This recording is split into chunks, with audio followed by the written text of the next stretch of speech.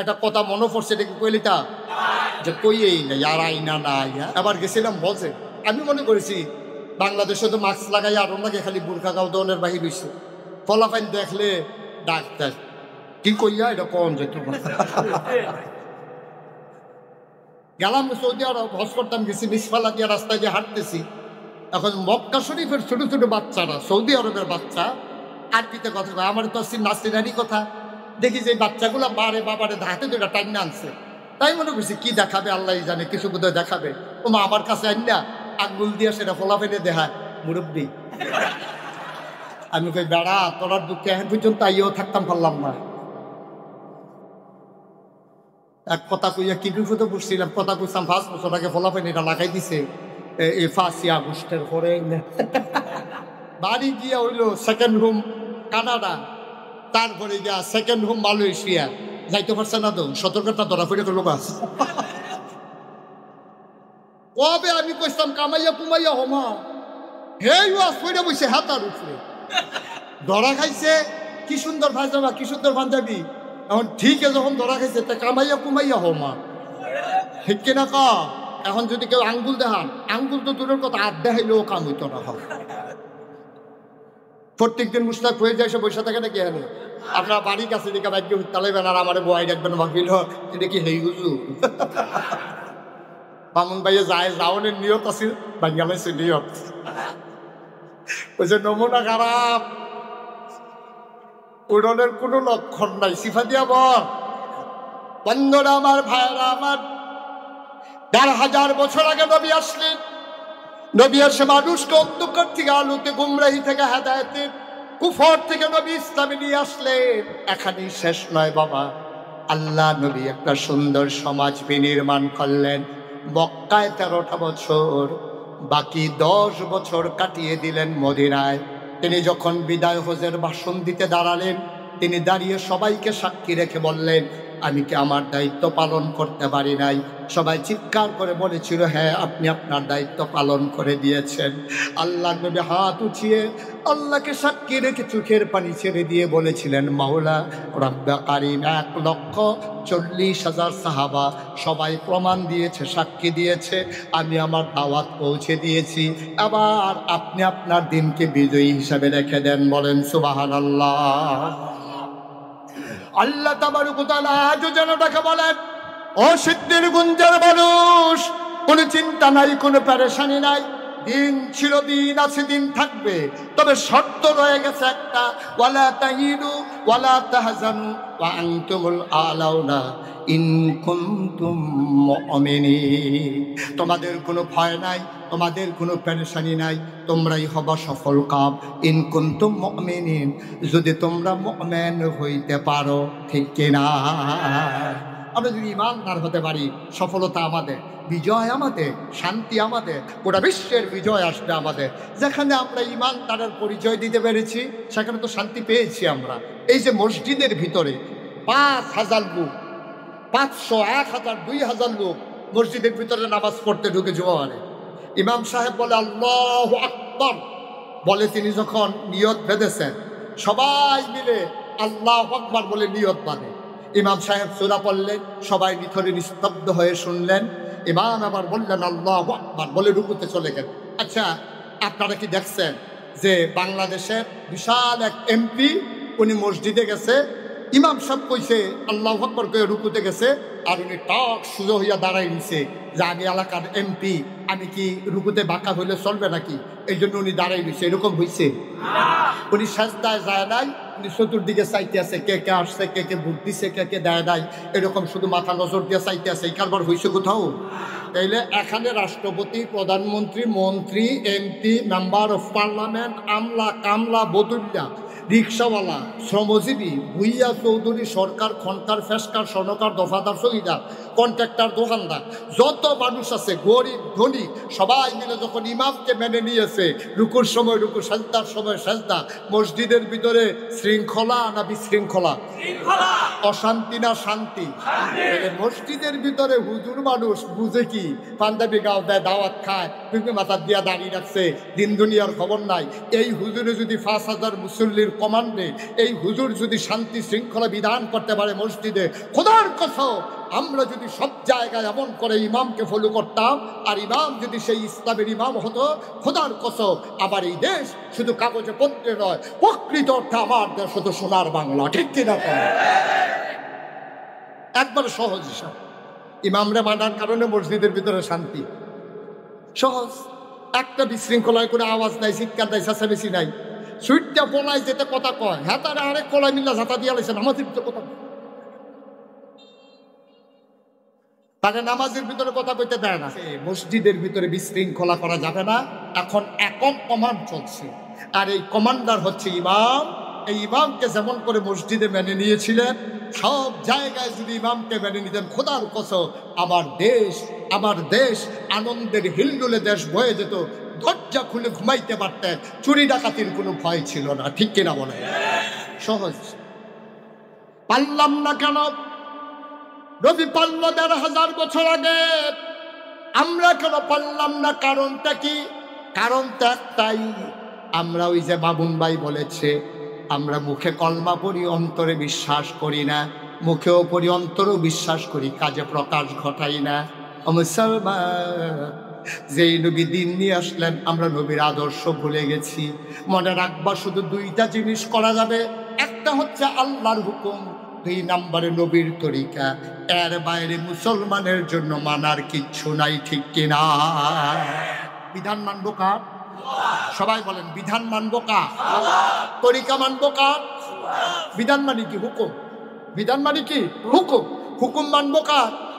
আচ্ছা, এটা প্রমাণ কি? আমরা যে হুকুম আল্লাহর মানি, যে প্রমাণ কি? আল্লাহ বলছেন আকিমুস সালাহ ইন্নাস সালাতা তানহা আনিল ফাহশাই ওয়াল মুনকার। সিদ্ধিরগঞ্জের মানুষ, নামাজ কায়েম করো। নামাজ কায়েম করলে হবে কি? মন্দ কাজ, খারাপ কাজ থেকে নোবাকে নামাজ ফিরাই রাখবে। সুবহানাল্লাহ বলবেন না? এখন আপনি যদি বলেন যে হুজুর বুঝলাম আল্লাহ বলছেন নামাজ পড়া লাগবে, এখন নামাজটা পড়া লাগবে কেমনে? যেইভাবে পড়া লাগবে এটাই হলো নবীর তরিকা। আল্লাহ যখন বলছেন আকিমুস সালাহ, নামাজ কায়েম করো, সাহাবারা দৌড়ে দৌড়ে নবীর কাছে বললেন, গিয়ে বললেন আসসালাতু ওয়াসসালামু আলাইকা ইয়া রাসূলুল্লাহ। ওয়া আলাইকুম আসসালাম ওয়া রাহমাতুল্লাহ। কেন এসেছো? ইয়া রাসূলুল্লাহ, জানতে চাই, আল্লাহ বলছেন আকিমুস সালাহ, নামাজ কায়েম করো। নামাজ কায়েম করা লাগবে কেমনে? এটা তো জানি না। আল্লাহ বলছে ওয়ার কওমা রাকিন ওয়াসজুদু মা সাজিদিন, সাজদা করে কই, রুকু করে কই, এটাই তো বুঝি না, আপনি একটু বুঝাই দেন দেখি। নবীজি বললেন ঠিক জায়গায় চলে আসছো, সল্লু। নবীজি বলছেন সল্লু, তোমরা নামাজ পড়ো। আল্লাহ বলছেন আকিমুস সালাহ, নামাজ কায়েম করো। নবীজি বললেন সল্লু, তোমরা নামাজ পড়ো। এখন দুইটা তো বুঝে গেলাম। সাহাবারা কই, রাসূলুল্লাহ পড়ার জন্যই তো আসলাম, পড়াটা লাগবে কেমনে? নবীজি বললেন সবাই সোজা হয়ে দাঁড়াও। অজু আছে? অজু কারে কয়? অজু মানে হচ্ছে নাকে পানি দিয়া গড়গড়ার সাথে কুলি করা, নাকে পানি দিয়ে নরম জায়গায় পৌঁছে দেওয়া, আর হচ্ছে আর কি বলে এই গড়গড়ার মুখমণ্ডল মাসাহ করা অজু, আর হচ্ছে কনুই পর্যন্ত ধৌত করা, 4 ভাগের 1 ভাগ মাথা মাসেহ করা, আর পায়ের টাকনু সহ ধৌত করা। তো বুঝতে ইয়া রাসূলুল্লাহ অজু আছে। গোসল, তোমাদের কি কারো গোসলের দরকার আছে? গোসল কি কারণে করতে হবে? নবী বুঝালেন। গোসল কেমনে করা লাগবে? গড়গড়ার সাথে কুলি করতে হবে, পানি গলায় দিয়া করে আওয়াজ করতে হবে গলায়, নাকের একেবারে নরম জায়গা পর্যন্ত, যেখানে পানি গেলে জলে উঠে ওই পর্যন্ত পানি পৌঁছে দিতে হবে। গায়ের সমস্ত শরীর একটা পশম পরিমাণ জাগনা ও শুকনা রাখা যাবে। এর এই অজু ওই গোসল আছে? কই হাই রাসূলুল্লাহ রেডি। আবার বললেন সল্লু, তোমরা নামাজ পড়ো। সবাই লাইন ধরে দাঁড়ালেন, নবীজি কেরাত পড়লেন, রুকু দিলেন, সিজদা দিলেন, আবার বললেন সল্লু কামা রাআইতুমুনি উসাল্লি, আমি যেইভাবে নামাজ পড়েছি তোমরা দেখে দেখে এইভাবে নামাজ পড়ো। নামাজের হুকুম করলেন কে? আর দেখাই দিলেন কে? সেই হুকুম হইল বিধান, আর দেখানো হইল তরিকা। সুবহানাল্লাহ বলবেন না? তাহলে আমরা হুকুম মানবো কার? তরিকা মানবো কার? কেন মানবো? এই নবী তো সেই লোক। কোন নবী? এটা বলেই আমি আলোচনা শেষ করে দেব। অনেকে যে শুনছে 3-4 ঘন্টা দেরি হইব, এই জন্য কয় শুধু শুধু আর দেরি করে আপনার এলো বাড়ির জায়গা না, এটা একটা কথার কথা। সবাই ধৈর্য ধরে বসেন, এই কিছুক্ষণের ভিতরে শেষ করে দেবো ইনশাআল্লাহ। আল্লাহ যেন কবুল করে, সবাই করে আমিন। বন্ধুগণ, নবী কেমন নবী একটু শুনেই আমরা শেষ করে দেবো ইনশাআল্লাহ। তাহলে নবীর ব্যাপারে 3টা উপাধি, 3টা বিখ্যাত উপাধি। ইমামুল, সবাই কথা, ইমামুল, খাতামান, রাহমাতুল্লিল বাশার। এবার আসেন নবীজি ইমামুল মুরসালিন প্রমাণ কি?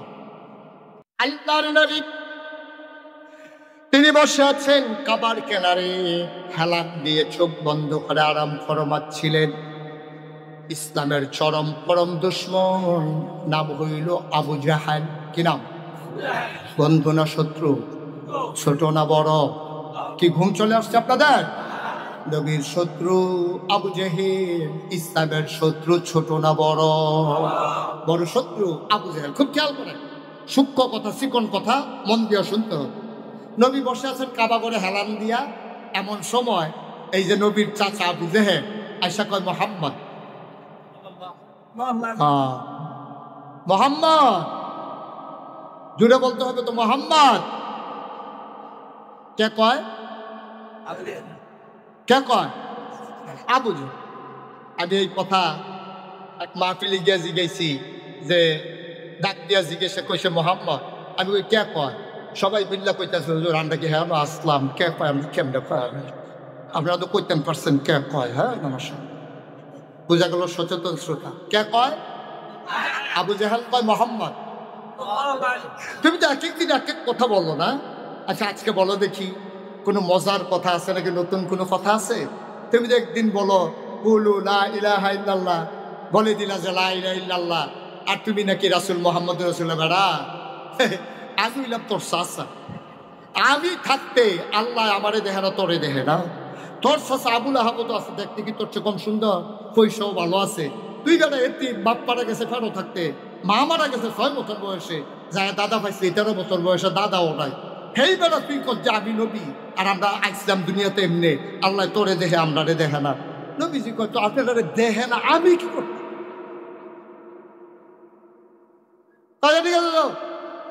তুমি যখন নবী, তুমি কও আল্লাহ কইছে যাও, এটা নিয়ে কথা নাই। তো নতুন কোনো কথা আছে নাকি? নবীজি মুচকি হেসে কয়, চাচা গত রাত্রে থেকে সাংঘাতিক ঘটনা ঘটছে। সুবহানাল্লাহ বলবেন না? আবু জেহেল করে সাপড়ে দিয়ে এসে বসছে।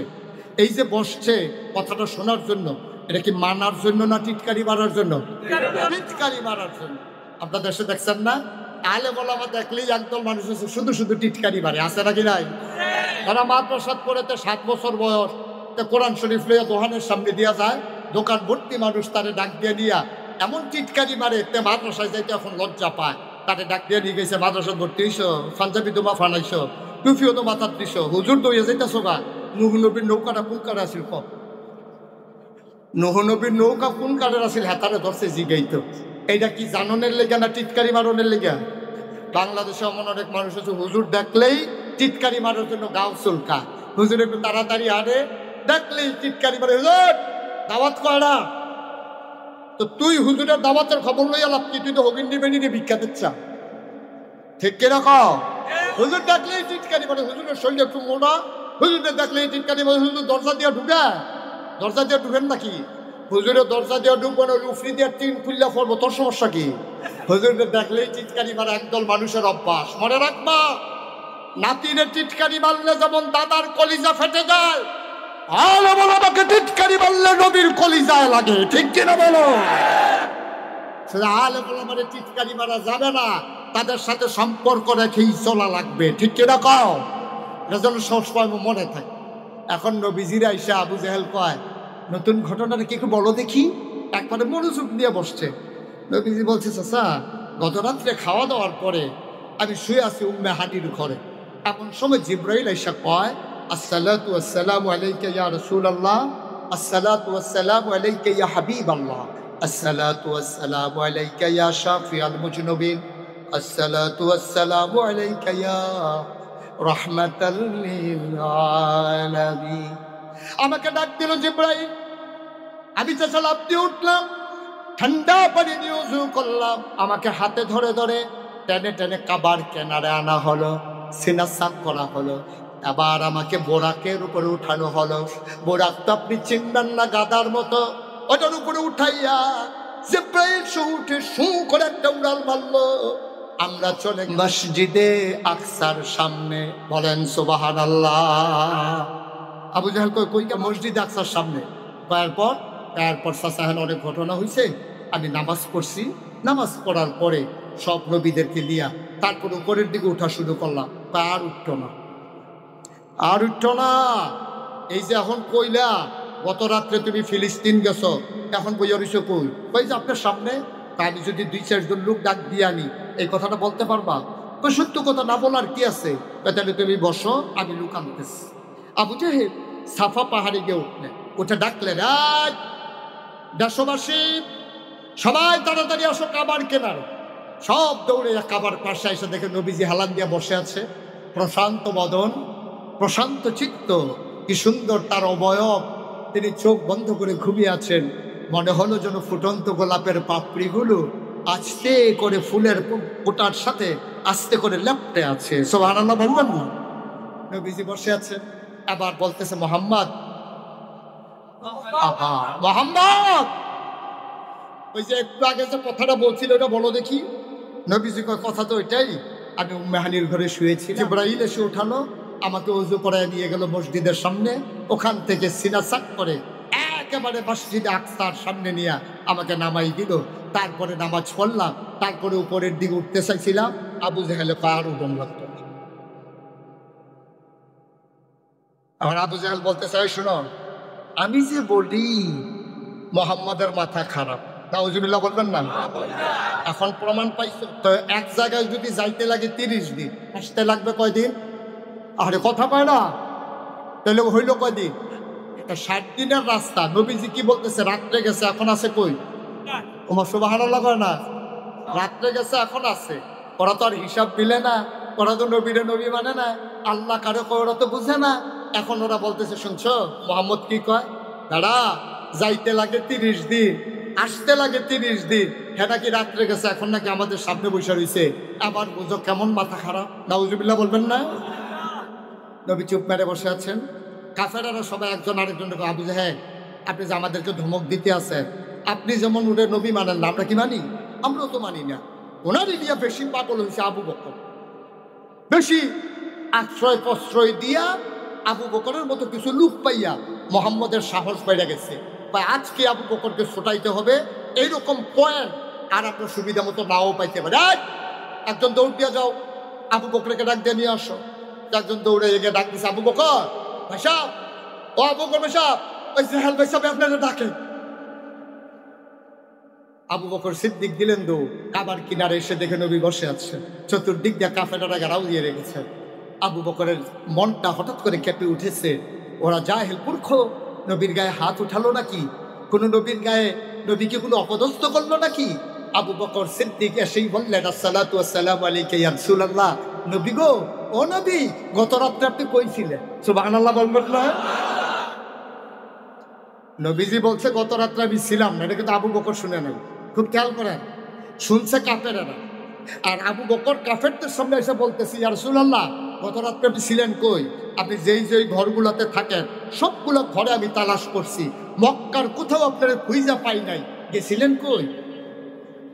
এই কথা বলার পরে এখন সব কাফেরেরা আবু জাহেলের দিকে চায়। আইছিলেন সরাইতেন, আনছিলেন আবু বকরের সোরানের লেগে হেবারে যে আরো শক্ত ইয়া ধরছে হয়। আবার যখন সাক্ষী, রাজ সাক্ষী হয়ে গেছে, আপনার কোন যে আবু মোহাম্মদের দিয়ে আবু বকরের সোরাইবেন, আবু বকর দিয়ে আরো শক্ত সাক্ষী হইতে আছে। মোহাম্মদ কয় ছিল না, আবু বকর কয় খুঁজা পাই নাই, তো সাক্ষী নইল। সুবহানাল্লাহ বলবেন না? টেনশন করো না, লাইন আরো আছে, লাইন করতে আস। আবার আবু বকর সিদ্দিককে আবু জেহেল দাইকা কয়, বকর তুমি কি শুনছো মোহাম্মদের কথা? কই কি বলছে? মোহাম্মদে কয় গত রাত্রে খাওয়া দাওয়ার পরে ঘুমের থেকে উঠটা তিন গেছে। কোথায় নাকি? কহ এই জন্য তো আমি পাই নাই। সুবহানাল্লাহ বলবেন না? সে ফিলিস্তিন গেছে, এটা কি তুমি বিশ্বাস করো?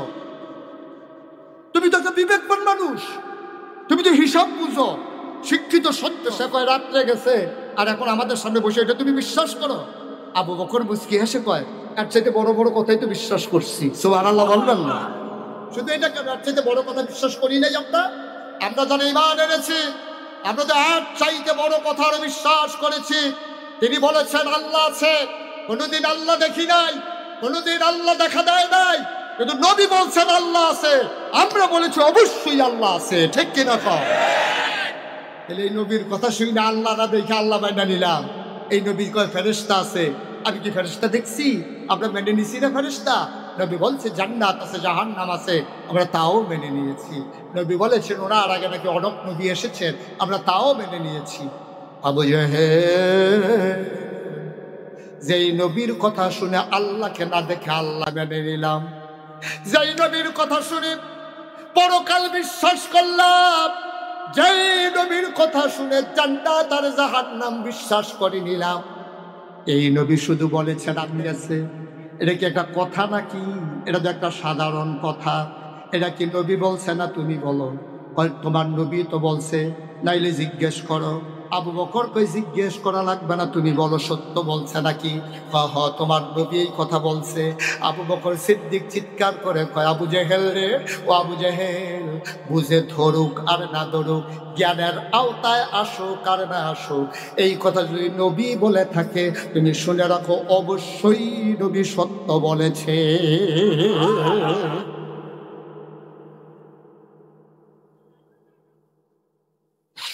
আল্লাহর নবী উঠতে দাঁড়ালেন, আবু বকরের সামনে গিয়ে হাত দুটো ছড়িয়ে দিলেন। আল্লাহর নবীর চোখের কোণায় পানি চিকমিক করে। আল্লাহর নবী হাত বাড়িয়ে দিলেন, আবু বকর লাফ দিয়ে মুখে পড়ে গেলেন। শক্ত করে ঝাঁপিয়ে ধরলেন, শক্তকে ঝাঁপতে ধরলেন। আবার ডাক দেয়া কয় আবু বকর, ও আবু বকর, আমার কাছে একটা কথাও শুনতে চাইলি না?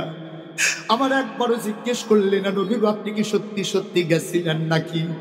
একটু শোনার পরেই তুই বিশ্বাস করে ফেললি। আজকে থেকে তুই আর আবু বকর শুধু আবু বকর না, আজকে থেকে আমি নবী তোর নাম রেখে দিলাম আবু বকর সিদ্দিক। মুসলমান মুশতাক ফৈজি কোনোদিন আসে নাই, আর কোনোদিন তোমাদের মাঝে আসবো কিনা জানি না। যদি কোনোদিন মুশতাক ফৈজি না আসে মনে রাইখো আমি এসেছিলাম, মনে রাইখো আমি কথা কয়টা বলে গেলাম। আজকে মন সাক্ষী দিয়েছে, ৩৬ বছর মুশতাক ফৈজি বাংলায় দেশের বাইরে ওয়াজ করে।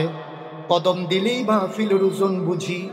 আজকে সিদ্ধিরগঞ্জ ৩ নং ওয়ার্ড কদম রাখার পরে মন কেন জানি সাক্ষী দিয়েছে, তোমাদের মাহফিল আমার আল্লাহ কবুল করে নিয়েছে। তুমি যদি বলো কেমন করে বুঝলেন, আমি বলি তুমিও বুঝেছ, তুমি উপলব্ধি করো নাই, তুমিও বুঝেছ। সন্ধ্যার পরে যেই জায়গায় বৃষ্টি হলো, সন্ধ্যার পরে বৃষ্টি হওয়ার পরে আকাশে মেঘের ছুটি ছুটি এখনো আছে। কি সুন্দর বৃষ্টি মুক্ত রাত আল্লাহ উপহার দিলে। মাহফিল কবুল হওয়ার জন্য এই প্রমাণটাই যথেষ্ট, ঠিক কিনা বলে? আল্লাহর নবী আবু বকর সিদ্দিক কেমন করে বিশ্বাস করলেন? এটার নাম হইল বিশ্বাস। বিবেক ধরে না, জ্ঞানে ধরে না, কিন্তু নবী বলেছি বিবেক ধরো কার না ধরো, জ্ঞানের আওতায় আসুক না আসুক, নবীর কথাটাকে নিঃসন্দেহে নিঃসংকোচে নিঃসন্দেহে মেনে নেওয়া, এটার নাম হইল ঈমান, ঠিক কিনা? এখানেই শেষ না বন্ধু। আল্লাহর নবী একদিন বললেন আবু বকর, ও আবু বকর প্রস্তুত থেকো, যে কোনো দিন একদিন বোধহয় মক্কা ছেড়ে দেব। মাঝরাত সবাই নিথরে নিস্তব্ধ, একটা কেউ জাগনা নাই। পাখিগুলো আপন নিরে ঘুমিয়ে পড়েছে, গরুগুলো গোয়াল ঘরে ঘুমায়, শিশুর মায়ের বুকে মুখ রেখে ঘুমায়, বেওয়ারিশ কুকুরগুলো নিরাপদ আশ্রয়ে প্রিয়তম স্বামী প্রিয়তমা স্ত্রীকে নিয়ে ঘুমিয়ে পড়েছে, কেউ জাগনা নাই। নিথরে নিস্তব্ধ পৃথিবী, শিশির বিন্দুর আওয়াজ ওই ঘরের চালের ভিতরে টিপ টিপ করে ঝরে, সেই আওয়াজও শোনা যায়। আল্লাহর নবী ঘর থেকে উঠলেন, তিনি ঘুম থেকে জাগলেন, তিনি আবু বকরের দরজায় গিয়ে আস্তে ধরে কড়া নাড়লেন। আবু বকর দরজা খুলে দিয়ে বলেন লাব্বাইক ইয়া রাসূলুল্লাহ। আল্লাহর নবী চমকে উঠলেন, তিনি থমকে দাঁড়ালেন, তিনি আশ্চর্যান্বিত হয়ে গেলেন। ডাক দেখো আবু বকর রে, ও আবু বকর, চুপি চুপি একটা মাত্র ডাক দিলাম, কেমনে টের পাইলা? তুমি কি ঘুমাও না? আবু বকর কান্দে আর কয় ইয়া রাসূলুল্লাহ, যেই দিন আপনি বলেছিলেন তৈরি থেকো, যে কোনো সময় রওনা দেওয়া লাগতে পারে, ওই দিন থেকে আবু বকরের পিঠ আর বিছানায় লাগে না।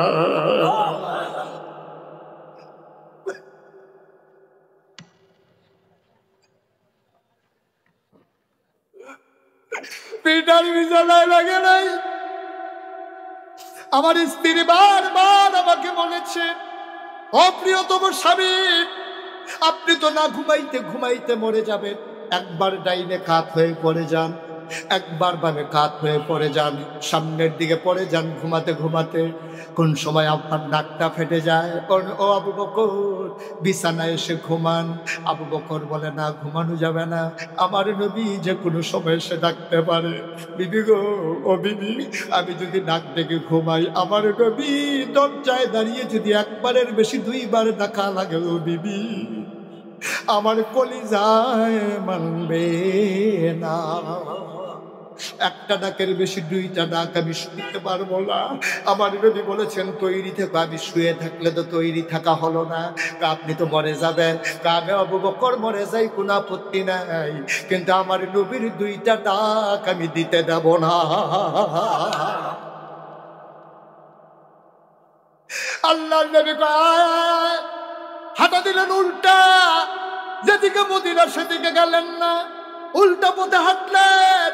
আবু বকর সিদ্দিক কই, গুস্তাখি মাফ কর দিজিয়ে, বেয়াদবি মাফ করবেন। আপনি কেন মদিনায় যাওয়ার কথা বলে উল্টা পথে হাঁটছেন? আপনি কি মদিনার রাস্তা ভুলে গেছেন? নবী মুচকি হেসে কয়, আবু বকর, আমি রাস্তা ভুলি নাই, মক্কার কাফেরদেরকে রাস্তা ভুলিয়ে দিচ্ছি। ওরা মদিনার রাস্তায় খুঁজবে, ওরা যেন বিভ্রান্ত হয়, এই জন্য আমি উল্টা দিকে হাঁটলাম। ওরা যখন খুঁজতে খুঁজতে ক্লান্ত হয়ে যাবে, তখন আমরা মদিনার পথ ধরব। কত বড় দার্শনিক, কত বড় তিনি জ্ঞানী মানুষ, কত বড় তিনি যুদ্ধবীর, কত বড় রণকৌশল তার। তিনি 3 দিন পর্যন্ত মদিনার রাস্তায় গেলেন না, কারণ মদিনার দিকে ওরা খুঁজবে, এজন্য তিনি গেলেন মদিনা থেকে উল্টা দিকে। যেতে যেতে হঠাৎ করে তাকিয়ে দেখলে সূর্য পশ্চিম আকাশে হেসে উঠেছে। বললেন, ইয়া রাসূলুল্লাহ, ইয়া হাবিবাল্লাহ, এখন যে রাখালেরা গরু ছাগলগুলো নিয়ে বেরো হয়ে যাবে, আমাদেরকে চিনে না কে আছে? আমাদেরকে দেখলে তো ওরা চিনে ফেলবে, কাফেরারা খবর পেয়ে আমাদের কল্লা আলাদা করে ফেলবে। নবীজি বললেন, ওয়ালা তাহিনু ওয়ালা তাহজানু ওয়া আনতুমুল আ'লাউনা ইন কুনতুম মুমিনিন। ভয় নাই, চিন্তা নাই, পেরেশানি নাই। আল্লাহ তো অনেক আগেই ঘোষণা দিয়েছে, চিন্তার দরকার নাই। সফল কাম আমরা হবই হব যদি আমরা মুমিন হই। যেহেতু আমরা ঈমানদার, আমাদের ভয়ের কিচ্ছু নাই। ঠিক কিনা বলো? আল্লাহর নবী ডাক দিয়া আবু বকর, সকাল হয়ে যাচ্ছে, ধুধুমরু প্রান্তরে ধরা পড়ে যাব, কথা সত্যি বলেছ? দেখো তো কোথাও কোনো পাহাড়ি গুহা নাকি? আবু বকর সিদ্দিক খুঁজতে খুঁজতে গুহা পেয়ে গেলেন। গুহার নাম সৌর। সৌর গুহার কিনারে গেলে আল্লাহর নবীকে বললেন, ইয়া রাসূলুল্লাহ, গুহা পাওয়া হয়ে গেছে। আবু বকরকে নবী নিয়ে বললেন, চলো গুহায় ঢুকে যাই। আবু বকর হাত ছড়িয়ে গুহার মুখে দাঁড়িয়ে গেলেন। আল্লাহর নবী কয়, কেন পথ আটকে দিয়েছ? আবু বকর সিদ্দিক কয়, নবী গো, ও নবী, আপনি আগে ঢুকবেন না, আপনি বাইরে দাঁড়াবেন, আমি আগে গুহায় ঢুকবো। কয়, কেন আমি ঢুকবো না? তুমি কেন আগে ঢুকবা? কয়, পাহাড়ি গুহা, কখনো কোনো মানুষ বাস করে নাই, এখানে হিংস্র জন্তু জানোয়ার থাকতে পারে, সাপ বিচ্ছু থাকতে পারে, আমি একটু আগে গিয়ে দেখি কোনো হিংস্র জন্তু জানোয়ার আছে কিনা, তারপরে আপনি ঢুকবেন। আল্লাহর নবী চোখের পানি ছেড়ে দিলেন। ও আবু বকর, আমারে গেলে সাপ বিচ্ছু কামড়াবে, তুই গেলে বুঝি কামড়াবে না? তুই ঢুকবি, তোরে বুঝি কামড়াবে না, আমারে কামড়াবে? আবু বকর সিদ্দিক ডাক দিয়া কয়, নবী গো, আমার মতো 100 আবু বকর যদি মরে যায়, ইসলামের কিচ্ছু হবে না গো নবী। আপনার যদি কিছু হয়ে যায়, ইসলাম থাকবে না।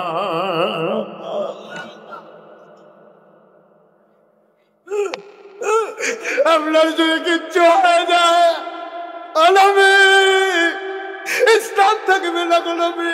আমি মরে যাই, আপত্তি নাই, আমি আগে দেখতে চাই গুহা নিরাপদ কিনা। আবু বকর সিদ্দিক গুহায় ঢুকলেন, নবীকে ডাকলেন, আহলান সাহলান মারহাবা, মোস্ট ওয়েলকাম, গুহাতে আপনাকে স্বাগত। নবী আস্তে করে ঢুকলেন, ক্লান্ত পরিশ্রান্ত দেহ তার। তিনি বললেন, আবু বকর আসন পেতে বসো, আমি একটু আরাম ফরমাই। আবু বকর সিদ্দিক আসন পেতে বসলেন, আল্লাহর নবী কুলের ভিতরে মাথা রেখে শুয়ে পড়লেন। আবু বকর সিদ্দিক কপালের ভিতর আস্তে করে টিপে দেয়, চুলের ভিতরে আঙ্গুল বুলিয়ে দেয়। আমার নবী আরাম পেয়ে চোখ বন্ধ করে ঘুমাতে শুরু করলেন। আবু বকর সিদ্দিক কাইয়া দেখে গর্তের ভিতরে, গুহার ভিতরে চতুর্দিক দিয়া ছোট্ট ছোট্ট গর্ত দেখা যায়। গর্তগুলার ভেতর থেকে জিব্বা, সাপের জিব্বা এমন লক লক করে। আবু বকর ভয় পেয়ে গেলেন, টান দিয়া মাথার পাগড়িটা টুকরা টুকরা করলেন। টুকরা টুকরা করে ওই পাগড়িটা দিয়ে সবগুলা গর্ত বন্ধ করে দিলেন। কাপড়ের টুকরা শেষ, কিন্তু গর্ত বাকি রয়ে গেল আরো একটা। কয়টা? কাপড়ের টুকরা, কাপড়ের টুকরা নাই, গর্ত বাকি রয়ে গেছে একটা। কি দিয়া বন্ধ করবে? আর কাপড়ের টুকরা নাই। আবু বকর সিদ্দিক নবীর মাথার নিচ থেকে আস্তে করে একটা কদম বের করলেন, পাটা দিয়া গর্তের মুখে মন করে চাপা দিয়ে রেখেছেন। বিষাক্ত সাপ, বিষধর সাপ গর্ত থেকে বের হতে না পেরে আবু বকরের পায়ের ভিতরে ছুবল মারলেন। বিষাক্ত ছুবলে আবু বকরের দেহটা নীল হয়ে গেল। আবু বকর শক্ত করে দাঁত দিয়া ঠোঁট কামড়ে তিনি আওয়াজটা চেপে রাখলেন, যেন আওয়াজে নবীর ঘুম ভেঙে না যায়। ও মুসলমান, আবু বকর আওয়াজ চাপালেন ঠোঁট কামড়ে দিয়া, চোখের পানি বন্ধ করবেন কি দিয়া?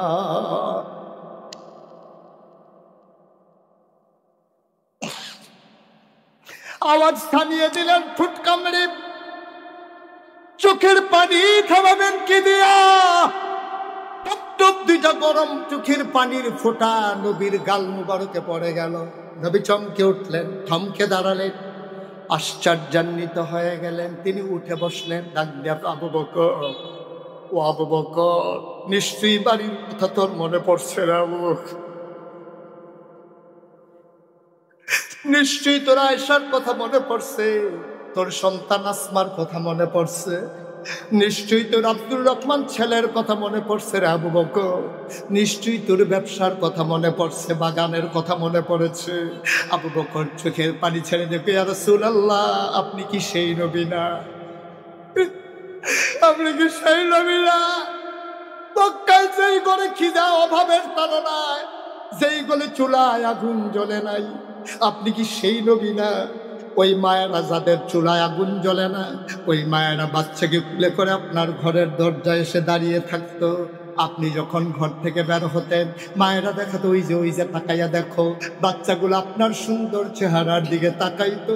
3 দিন ধরে না খাওয়া, 2 দিন ধরে না খাওয়া বাচ্চারা ওই খাবারের কথা ভুলে যেত।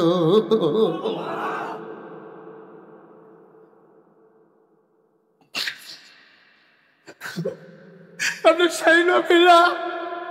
আপনি সেই নবী না? যার চেহারার দিকে তাকাইলে বাচ্চারা খিদার কথা ভুলে যায়? আপনি সেই নবী যার চেহারার দিকে তাকাইলে অসুস্থ মানুষ তার অসুস্থতা ভুলে যায়? আল্লাহ কি না দিছে আপনার মাঝে? আপনার ঘাড় পর্যন্ত প্রলম্বিত চুলগুলো। সাহাবায়ে কেরাম অবাক বিস্ময়ে তাকিয়ে দেখতো। চুলের ভিতরে তৈল দিয়ে যখন আশ্রাতে, পিছন থেকে আমরা তাকিয়ে দেখতাম, অবাক বিস্ময়ে তাকিয়ে মনে হতো চুলের মাঝে যেন মৃদু মন্দ ঢেউ দেখা যায়। আপনি সেই নবী না? যার কপালটা ছিল চৌড়া, শুভ্র সাদা, যার চোখের ভুরুগুলো ছিল টানা টানা ধনুকের মতো বাঁকা? আপনি সেই নবী না?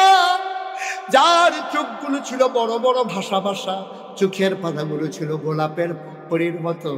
আপনি কখনো বা যখন একবার চোখের পলক ফেলতেন, মনে হইতো মৃদুমন্দ বাতাসে ফুটন্ত গোলাপের গোলাপি পাপড়ির 2টা যেন দোল খাইতেছে।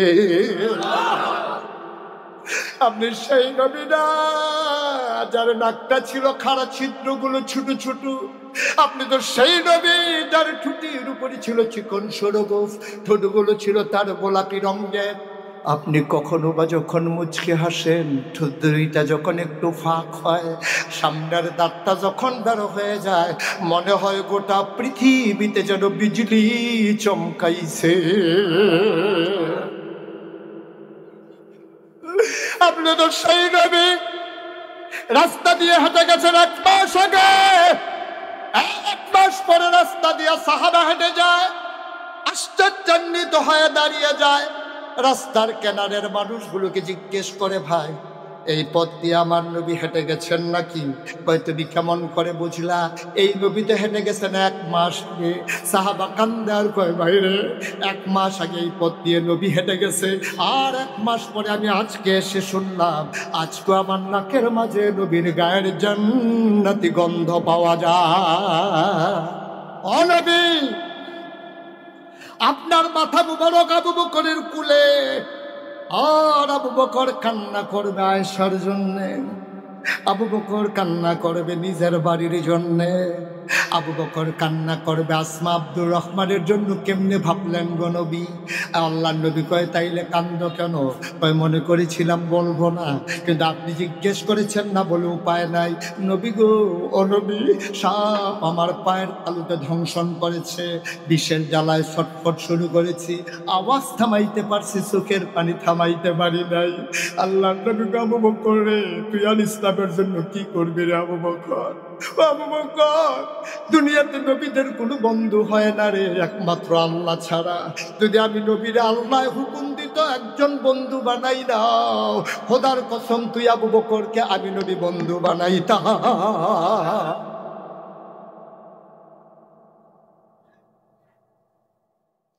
ও আবু বকর, এমন করে সাপ কামড়ালো, তুই কেন আমাকে ডাকলি না? আবু বকর কয়, আপনার ঘুম ভাঙ্গানোর দুঃসাহস আমি পাই নাই। আবার আল্লাহ নবী ডাক দেয়া কয়, দেখি দেখি কোথায় কামড়ে দিয়েছে সাপ। আবু বকর পায়ের তালু দেখালেন, এখনো দাঁতের চিহ্ন দেখা যায়, রক্ত বের হয়ে আছে। আল্লাহ নবী তার জিহ্বা থেকে একটু লালা আঙ্গুলের মাথায় লাগালেন, আবু বকরের ধ্বংসনের জায়গায় একটু লালা লাগাই দিলেন। আবু বকর কয়, খোদার কসম, সাপ কামড়ানোর আগে আমার পাটা যেমন ছিল, ওই লালা লাগানোর পরে আমার পাটা আগের চাইতে আরো বেশি আরাম পাচ্ছিল। তুমিও মুসলমান, আমিও মুসলমান, আমরাও মুসলমান, আবু বকর মুসলমান। একটু হিসাব মিলাইয়া দেখো, মুশতাক ফৈজি যদি কোনোদিন না আসে, আজকে বাড়িতে গিয়া যখন শুয়ে যাবা, আরামের বিছানায় শুইয়া চোখের পানি ছাইরা কথাগুলা মিলাইয়া মিলাইয়া দেখো, আমাদেরও ইমান তাদেরও ইমান, আমরাও মুসলমান তারাও মুসলমান, মাঝে দিয়া যুজন মাইল পার্থক্য মনে হয়। তাদের তুলনায় আমরা আজকে কাফের চাইতে নিকৃষ্ট। ওদের ইমানদার মনে হইলে আমরা ভয়ে ভীত সন্ত্রস্ত হয়ে যাই। আমাদের মতো মানুষ আবার ইমানদার হয় কেমনে, ঠিক কিনা? ওদের চরিত্র, ওদের সৌন্দর্য, ওদের ব্যবহার, ওদের লেনদেন, ওদের চলাফেরা, ওদের চাওয়া পাওয়া, ওদের হিসাব নিকাশ, ওদের দাম্পত্য জীবন, ওদের ব্যক্তি জীবন, ওদের পারিবারিক জীবন, ওদের সামাজিক জীবন, ওদের রাজনৈতিক জীবন, ওদের ইন্টারন্যাশনাল রিলেশন, ওদের জিন্দেগি আমাদের জিন্দেগি মনে হয় যেন আকাশ দুজন মাইল, জমিন আর আকাশের মাঝে যতটুকুন ফারাক, তাদের চরিত্রের সাথে আমাদের জীবনের তার চাইতে আরো বেশি ফারাক, কিনা কম? কেমন শান্তি পাবেন? শান্তি ওরা পাবে না তো আমরা পাবো। আমরা পাবো। কথার ঠিক নাই, কাজের ঠিক নাই, খাওয়ার ঠিক নাই। কয়েছে হুজুর এত নামাজ পড়ি কবুল হয় না তো। হবে কেমনে? তুমি যেই টুপি মাথায় দিয়ে মসজিদে ঢুকছো, ওই টুপিটাও তো সুদের টাকার কিনা। কেমনে হবে কবুল? তুমি মসজিদে ঢুকছো যেই পাঞ্জাবি পয়রা, ওই পাঞ্জাবিটাও তোমার ঘুষের টাকায় কিনা, ঠিক কিনা কও? কেমনে হবে কবুল? তোমার নামাজ কবুল হবে না? সুদের টাকা দিয়ে টুপি কিনো, ঘুষের টাকা দিয়ে পাঞ্জাবি কিনো, খাও মদের টাকা বিক্রি কইরা, মানুষের সম্পদ লুণ্ঠন কইরা, রাস্তার গম বিক্রি করে খাও। হগেন্ডি বেডির লিগে বিস্কুট আইছে, হ্যাঁ বিস্কুট নেতায় খাইলে বলো। খাদাস কারে কয় না? লজ্জা সরব আছে নাকি? জিন্দিগিটার একটু সুন্দর কর। কি হবে? কি হবে মর্যাদা দিয়ে? আমি তো প্রায় বলি, আমার এই সোনার জিন্দেগি, এত মানুষ, এত স্লোগান, এত চিৎকার চেঁচামেচি, পর্দার আড়াল থেকে জানালে ফুলে মায়েদের ওয়াজ শোনা কান পেতে আমার যুবকেরা রাস্তার 2 ধারে দাঁড়িয়ে আছে। আমি তো বিশ্বাস করি একজন মানুষকে যদি 1000 টাকা করে দেওয়া হয়, তারপর ওই মানুষগুলো লম্বা সময় নিয়ে কারো কথা শুনবে না, ঠিক কিনা বলো? ওদেরকে টাকা দেওয়া হয় নাই, খাবার দেওয়া হয় নাই, দলীয় কোনো কারণে ওরা আসে নাই। ওরা এসেছে তাদের ঈমানকে মজবুত করার জন্য। ঠিক না বলো? ওরা এসেছে কোরআনের কথা শুনে, কোরআনের রঙে নিজেকে রাঙিয়ে দেওয়ার জন্য। ঠিক কিনা বলো? সুতরাং আমি মাঝে মাঝে মনে করি, যাহা মোশতাক ফয়েজি কারণে কারণে এই নামটা জানে না বাংলা ভাষাভাষী এমন মানুষ খুব কমই হয়। কয়দিনের জিন্দেগি, কয়দিনের জিন্দেগি কি করবে? টাকা দিয়ে কি করে মানুষ? আপনি যদি পেট ভরে খেয়ে ফেলেন, আপনি যদি আমি লাঠি দিয়ে পিটাই যে একটা মিষ্টি খাওয়াই লাগবে, আপনি কাঁদতেন না পারবেন, আপনি কি খাইতেন পারবেন? ঠিক কিনা কম? পেট পড়ে গেলে আপনি খাইতে পারবেন না তো বাবা। পেটটা যখন ভরে যাবে, আপনি যদি একটা মিষ্টি দেন, আপনি তাকাইয়া তাকাইয়া কাঁদতে পারবেন, খাইতে পারবেন। আমি এই কুমিল্লাতে মুরাদনগর এক মাহফিলে গেলাম, তোরা আমারে পিএসকে জিজ্ঞেস করছে হুজুর কি পছন্দ করে? ও হুজুর গুড়া মাছটা দেশি মাছ পছন্দ করে। তোরা চলন মিলে মাছ আনছে, কই মাছ, একটা মাছের দাম 1000 টাকা। প্লেটে যখন দিছে অর্ধেকটা করে 2 সাইডে বাইরে দিছে, বাইরের টাকা রাস। আমি চিন্তা করলাম, জিগেলাম কত? হালি হুজুর 4000। আমি কই মজা এই দো মাছটা দিছে না, আরে 2টা। মনে মনে কই হাদিয়া না দিলেও 2000 কারবার গড়াই লেছি। তারা হাদিয়া না দিলেও চিন্তা না। পরে খাওয়া দাওয়া শেষ হয়েছে, পেট যখন ভরে গেছে, সেই লোক যে খাওয়াইতে আছে হ্যাঁ কইতেছে হুজুর সর্বনাশ। আমি কি সর্বনাশ? হুজুর মনে নাই। আমি কি মনে নাই? হুজুর আপনার যে ডায়াবেটিস এটা তো শুনছি, এই জন্য ঢাকা থেকে স্পেশাল মিষ্টি 1400 টাকা কেজি আপনার জন্য আনছি, এটা সুগার ফ্রি, এটা খাইলে আপনার ডায়াবেটিস বাড়বে না। তা আমি আনার পরে মিষ্টিটি দেখতে আমার এত কষ্ট লাগতেছে, কান্দনের বাহির হইছে। আমি সাইয়া থাকতাম পারছি, খাইতাম তো পারছি না, ফের দেবো না। তখন আমি সাইয়া রইছি অনেকক্ষণ মিষ্টির দিক। কতক্ষণ পরে বললাম রাহ, ওয়াজের পরে দেখি লাড়া টাড়া করে একটু খালি হইলে যাইতে একটা খাইয়া যাবো, বাহিরে লইয়া যাবো, প্যাকেট করে দিলাম। এই দূরে তো জিন্দগিটা কেন আমার দেশের নেতারা বুঝে না? লুট করেন, আলহামদুলিল্লাহ বলতে শিখেন, তাইলে দেখবেন দুনিয়াতে শান্তি। আর উপরের দিকে তাকাইবেন, শেষ নাই। যার পা নাই সে দোয়া করে, আল্লাহ যদি আমার 2টা পাও থাকতো আর কিচ্ছু চাইতাম না। আল্লাহকে ঠিক আছে দেখি চাও কিনা, দিছে তারে পা। এখন সেই পাও নিয়া সে চায়ের সামনে বইয়া রয়েছে, দেখে যে সাইকেল চালাই আরেক বেড়ায় যা। তা মনে মনে কয় ফাও দিয়ে কি থাকলাম, একটা সাইকেল এনে দরকার। ফাও দিয়া আটন যায়, কতক্ষণ আটলেই তো ফাও ব্যথা হয়ে যায়। সাইকেল হইলে কেমনি ঘুরে ঘুরে এতে যাইতেছে গাড়ি। এখন হে মনে মনে আল্লাহ একটা সাইকেল হইলে ভালো আসছিল, দিছে তারে সাইকেল। হ্যাঁ তো মনে মনে কয় সাইকেল ফাও দিয়ে ঘুরানো, তে মোটর সাইকেল টিপ দিয়ে ধরে বইয়াছে, শু করে আছে, এটা না সুবিধা। এখন সাইকেল ওলায় মোটর সাইকেল চায়, মোটর সাইকেল ওলায় যখন বৃষ্টি আইছে দৌড়িয়া ঘরের বারান্দাত গিয়া দাঁড়াই রয়েছে। আর প্রাইভেট কার ওলায় বৃষ্টির ভিতর দিয়া যাই গিয়াতে মনে মনে একটা প্রাইভেট কার হইলে ভালো আছে।